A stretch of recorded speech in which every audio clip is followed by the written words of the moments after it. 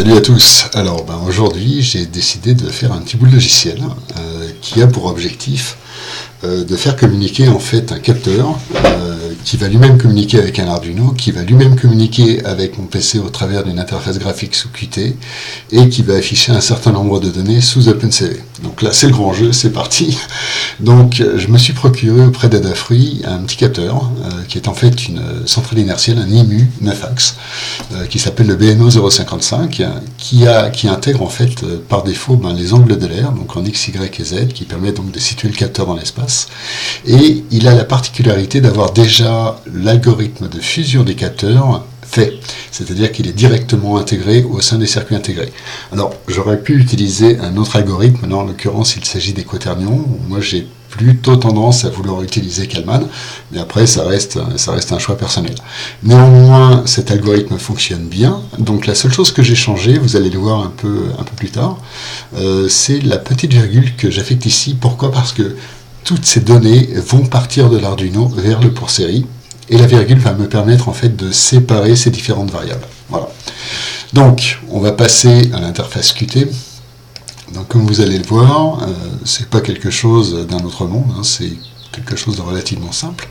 Dans la configuration du logiciel, moi j'ai juste rajouté évidemment le pour série, puisque c'est par ce biais que nous allons communiquer, et puis j'ai rajouté la librairie OpenCV.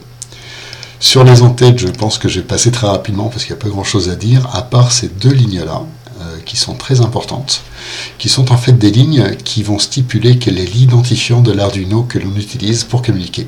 Pourquoi? Parce que actuellement j'utilise un Arduino Nano, mais j'aurais pu utiliser un du Milware, j'aurais pu utiliser un Uno, etc.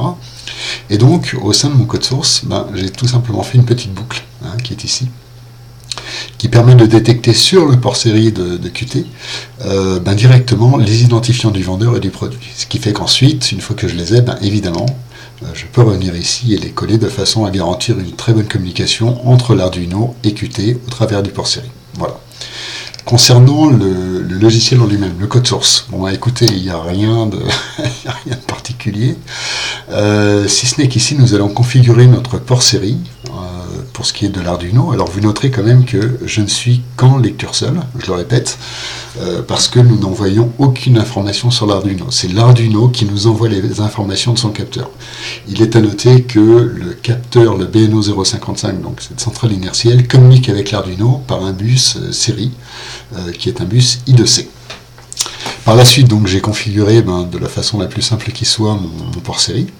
Et puis ensuite, donc, j'ai les différentes fonctions, bien entendu, qui sont liées, qui sont associées au logiciel. Alors, je vais vous montrer le formulaire. Vous comprendrez peut-être plus facilement. Donc c'est une interface graphique qui est relativement simple. Pour ce qui est de la caméra, on a un bouton Start qui va nous permettre d'afficher le flux de la webcam dans ce label, le bouton Stop pour l'arrêter. Ici on va afficher un élément qui pourrait être important, qui est l'identifiant de la caméra. Pourquoi? Simplement parce que les PC d'aujourd'hui sont capables d'accepter plusieurs caméras simultanées. Donc il est intéressant de savoir sur quelle caméra on souhaite prendre la vidéo.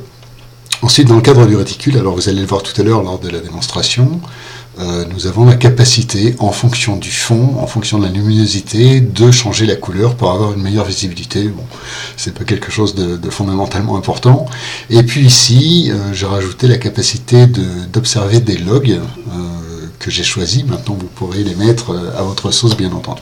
Donc c'est quelque chose de relativement simple en termes d'IHM, mais qui a le mérite de fonctionner et qui, encore une fois, donc, permet de récupérer pas mal d'informations de la part d'un Arduino. Alors, pour revenir à mon code source, je vous avais parlé tout à l'heure donc des petites virgules au sein de l'Arduino. Écoutez, dans le cadre du protocole série et notamment de la lecture du port série, ici, vous voyez, on va séparer les variables par des virgules. Ces variables vont toutes être lues au sein d'un buffer et ensuite nous allons séparer ces variables pour prendre celles qui nous intéressent, en l'occurrence ces deux-là. Voilà. J'ai rajouté bien évidemment derrière les fonctions webcam, date, heure, les couleurs, et puis cette petite ligne me permet simplement en fait d'aller récupérer les informations du log que j'ai écrites ici, qui vont intégrer donc la date, l'heure, le cap et l'angle. Voilà. Bon, après on peut mettre évidemment d'autres choses, bien entendu. Alors je vais vous montrer un petit peu ce que ça fait en temps réel. Voilà. Donc on va lancer la caméra. Ah, salut. Donc comme vous pouvez le voir, ici on a la date, l'heure, le cap, et puis l'alpha. Alors, je vais le mettre dans ce sens-là, ça marche mieux, c'est genre... Donc je vous avais parlé du réticule. Le réticule, ben, en fait, on va le mettre en vert, ce sera peut-être plus lisible. Voilà. Donc l'alpha correspond en fait à l'angle que l'on fait en inclinant donc le capteur, hein, tout simplement. Donc ça ressemble un petit peu à une sorte d'horizon artificiel d'avion. Voilà. Et puis alors, hop, c'est ici, on a le cap, ce qui fait que lorsque je tourne ma petite plaquette, ben, évidemment, donc le cap change. Donc il n'y a rien de particulier, c'est juste pour vous montrer l'intégration en fait du capteur, de l'Arduino, de l'interface Qt et d'OpenCV ensemble. Voilà, donc c'est quelque chose qui fonctionne relativement bien, qui n'est pas évidemment en temps réel, bien entendu, mais qui a le mérite d'exister et qui permet de faire un tout petit peu de réalité augmentée. Alors si maintenant je me base sur les logs, bah, écoutez, voilà ce que l'on a. Alors évidemment au début c'est pas passé grand chose. Voilà, on avance un peu, et puis là on se récupère donc comme je vous l'ai montré, la date, l'heure, le cap et l'an. Voilà, rien de particulier. Voilà pour cette petite démonstration. Bah, écoutez, j'espère que ça vous a été utile. Si vous avez des questions, que ce soit sur le capteur, sur l'Arduino, sur le port série, sur Qt, OpenCV ou encore même sur le C++, bah, écoutez, surtout n'hésitez pas à m'appeler, je me ferai un plaisir de vous répondre. Allez, salut!